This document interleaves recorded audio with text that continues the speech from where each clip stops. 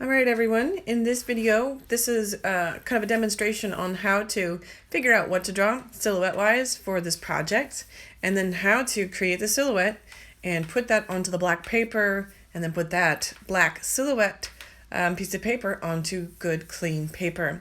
So what you see here are the different items that I thought would be interesting to sketch. So what I first started off doing was collecting ones that had good silhouettes.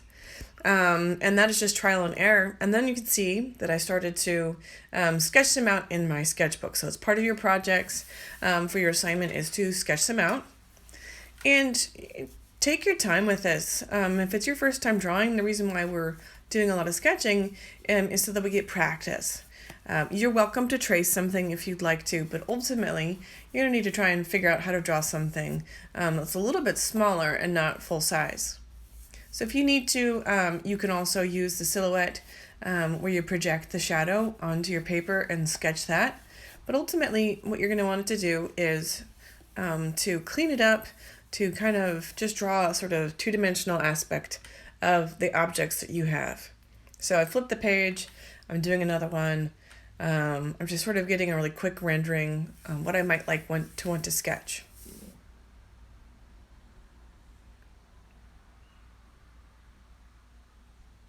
So do this a couple times if you need to. You don't have to do it once and then that's it. You can use your sketchbook for just the practice of trying to figure out how to draw an object. And you can see I've got some pretty complicated objects. Again, if it helps, put it up against a window that's really bright and just see its silhouette. Take a photo of it if it helps to figure out what the silhouette will look like. We're looking for the two-dimensional shape.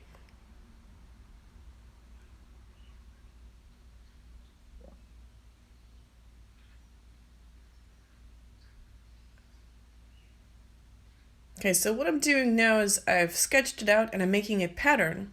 So I took what was in my notebook and I've sketched it again onto my piece of paper. You can, I would suggest you guys definitely sketching this out. And then after we've traced it, I trace it onto the black paper. And I can clean up that black paper a little bit. So what you're not seeing is the process that it took for me to cut out the headset that you see here as a silhouette. And as I did it, I had jagged edges from my scissors, and I had areas that weren't as thin and skinny as I'd like them to be on the cord. And so I spent some time just cutting and recutting to make sure that it was nice and smooth along the edges. Yeah. Okay. I think so those edges are really important to make sure they're not jagged, to make sure that they look nice and even, so take your time with that. And then what I'm doing is I'm using a second piece of paper as a way to, I flipped on the back side, and what I'm using is the side that had all the pencil marks on it. And that single piece of paper, I'm trying not to move it or smudge it. You'll see me add on a second piece of paper just so that I can do the cord without ever moving it, because I don't want glue on the front side of my paper. Definitely recap your glue stick. All right, so carefully peeling it off of that piece of paper, and you know, it's going to take some trial and error. You may rip it. Just be careful.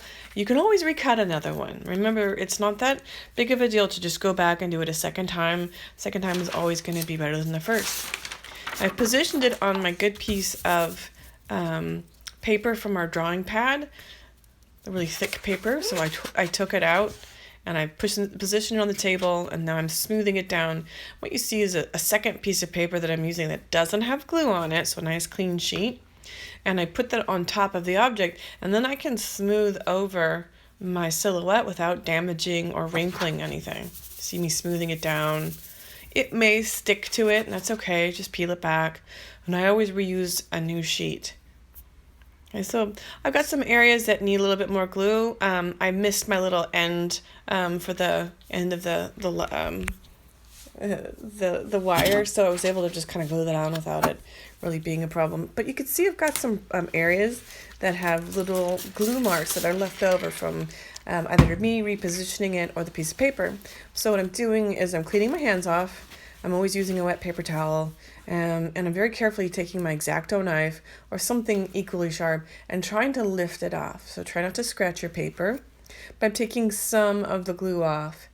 Sometimes I let it dry a little bit and then I pick it off, but usually it's better to do it wet. I'm not going to use a wet paper towel too much on it, just very, very gently. For the most part, the glue will dry clear and it's not going to be a problem, but if I don't take it off, we'll leave marks. And so we want it to be nice and clean.